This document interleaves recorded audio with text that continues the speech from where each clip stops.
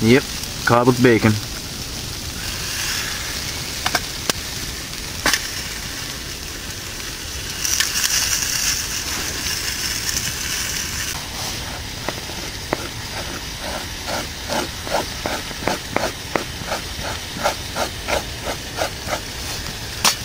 A little chaga.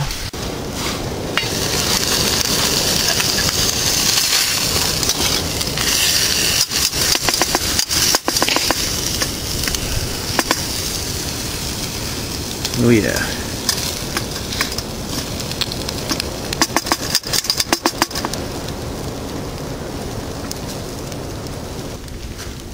All right, now to taste it. Oh, are you kidding me? Wow. Oh, it's awesome. Bacon flavored cod. Wow, that's fantastic. I really didn't expect it to be that good. I knew it was going to be awesome, but that's just insane. Chomp on some of this bacon. Oh man, that is beautiful.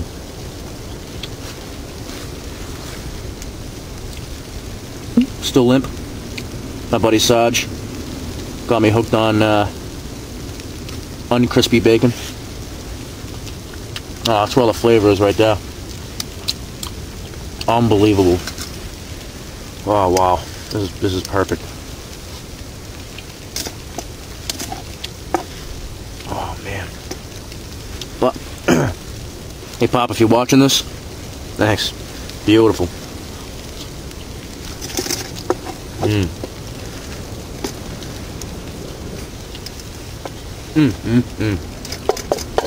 Wow, that's hitting the spot.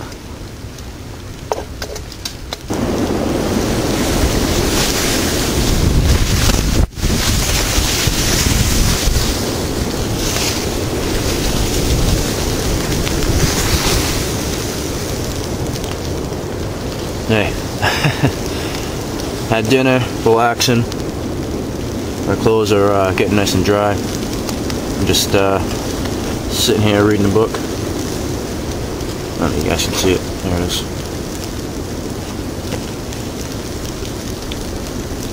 Book a good friend of mine gave me. Reading Robin Hood. Fantastic book by Henry Gilbert. So, just relaxing by the fire, winding down, getting tired. Just listening to the storm around me, pretty much. Well, I'm in my blanket now, just relaxing until I fall asleep. Just gonna listen to the storm, spoon my fire in front of me. See you guys in the morning. Alright guys, here's the deal.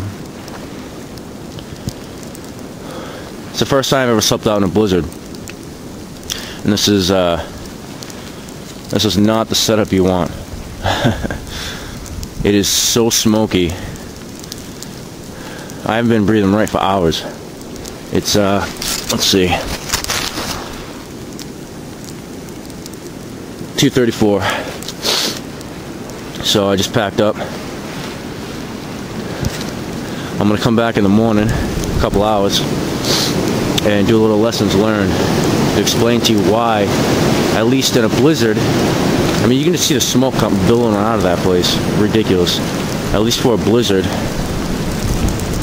why this shelter isn't the way to go. You know, and this is why we practice this stuff. So I know this ahead of time. So I don't have me and my family, you know, my daughter, my wife, all that, in a shelter like this for when it counts, right?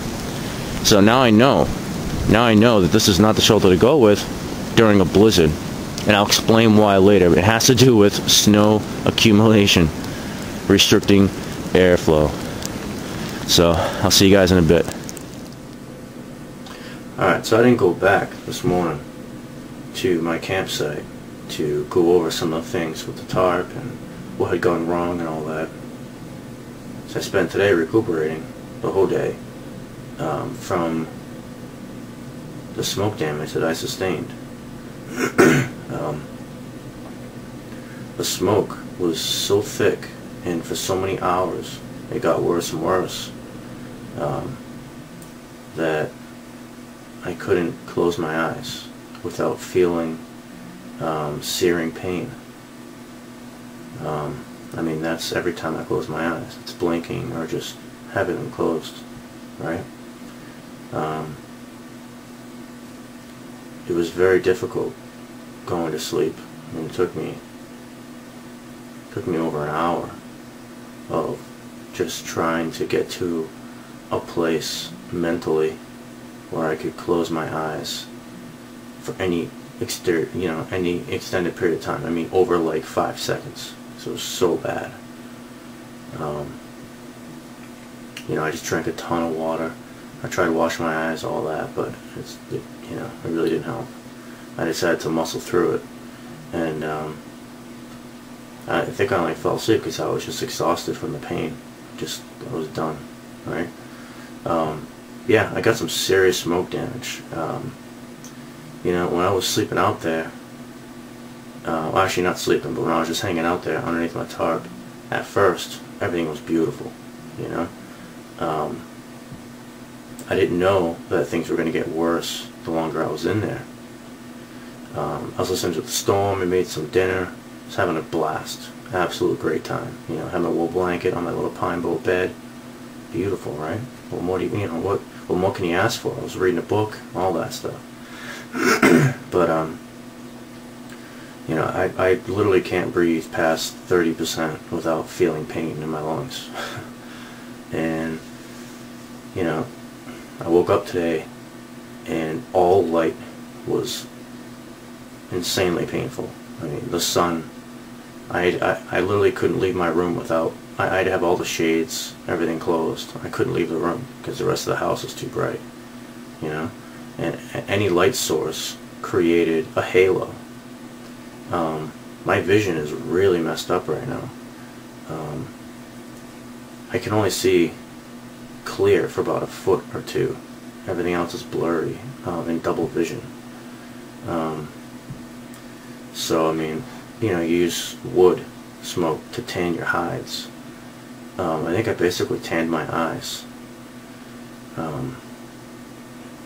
So if you're in a very smoky shelter, you need to get out, for sure, which is what I did. It was at like 2:30 in the morning. I knew that I couldn't stay there anymore. It wasn't safe, that shelter wasn't safe anymore. It was perfectly safe before that, so what changed? I'll tell you what, the snowfall changed. Now, I've camped out and there's been snow and all that, dustings and everything else, or an inch drops or whatever, right? 2 inches, no big deal. But when you get 3 feet, you need to change your game plan a little bit on your shelter. That was a mistake I made. Had nothing to do with, the size of the fire or any other variable. Really, it came down to my shelter wasn't designed to properly deal with 3 feet coming down. I mean, and it literally dropped while I was out there.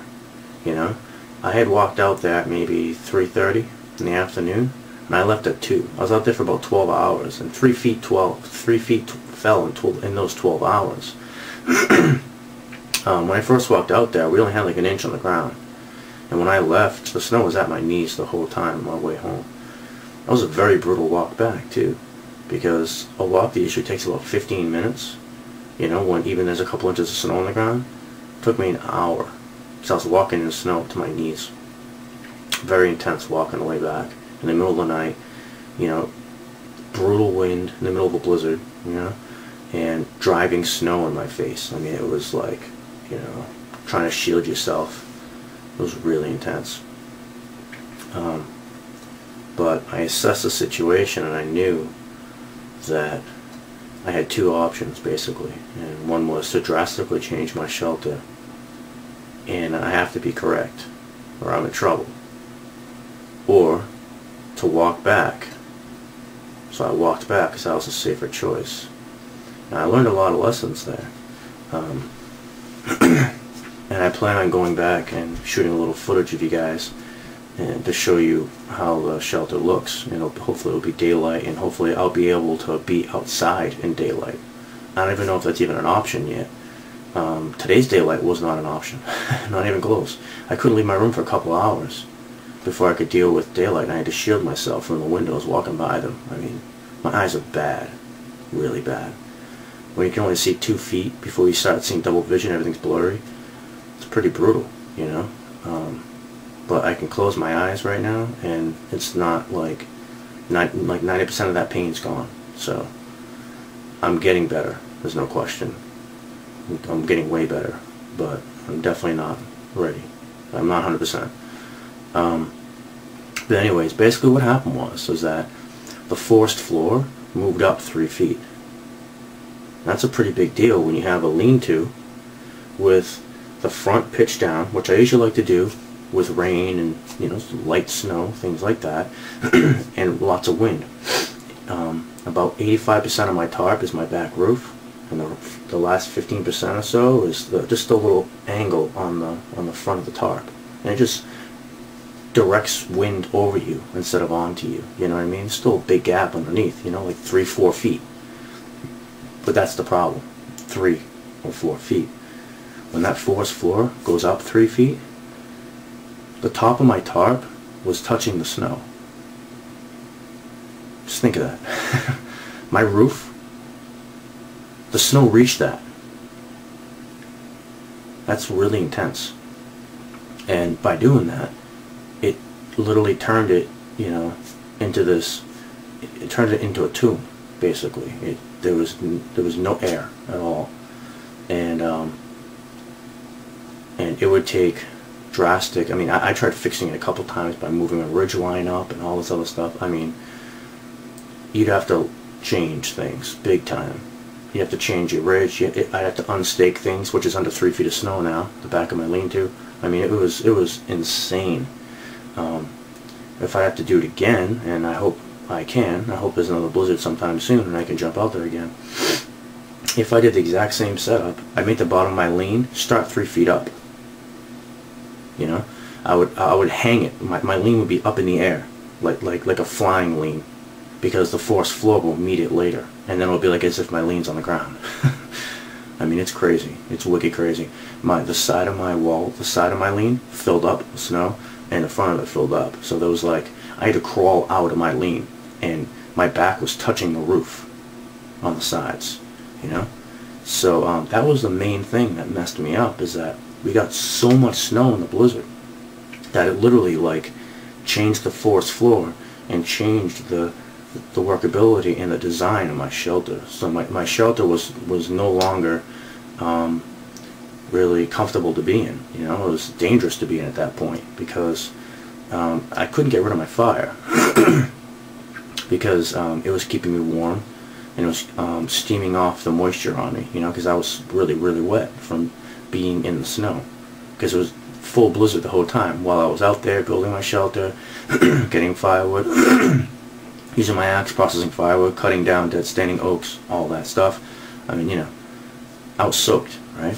So wet and cold is like not gonna happen. So wet and warm, yeah, okay, that's fine, you know. I'll work on that, and I'll keep steaming all my pieces. I mean, I took my pants off. I mean, I steamed every article, like I wasn't messing around, you know.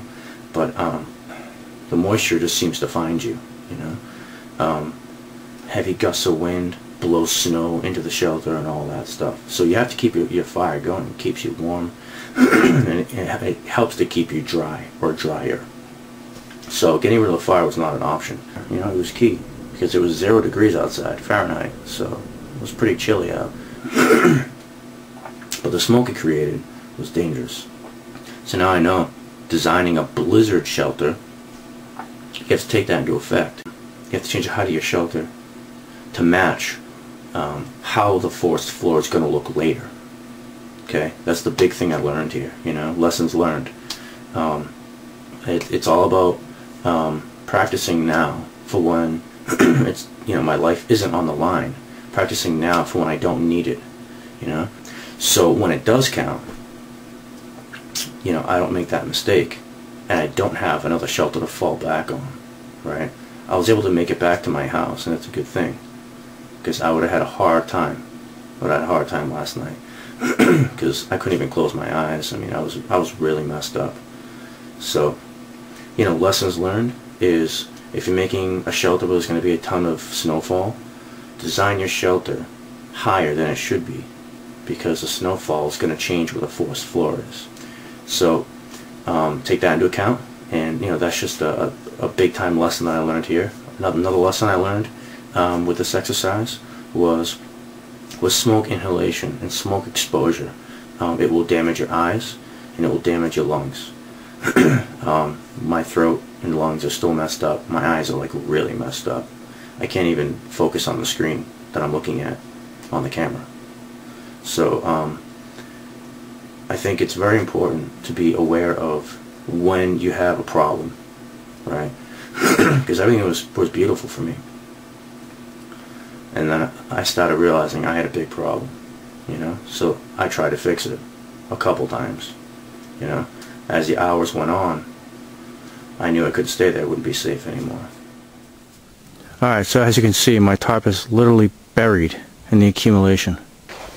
Alright, so here's the back of my tarp. I'm going to dig down and find where my tarp is actually set up, just so we can see how deep the snow actually is. Alright, so over here is my stake, where my tarp is staked out. And as you can see, that wall of snow above it.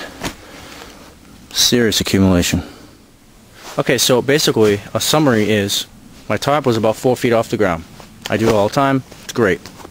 Problem was, 3 out of those 4 feet got filled up by snow. So now my tarp is, you know, a 1 foot lean-to, which is obviously way too low. So the accumulation ate me up. You know, it buried my shelter.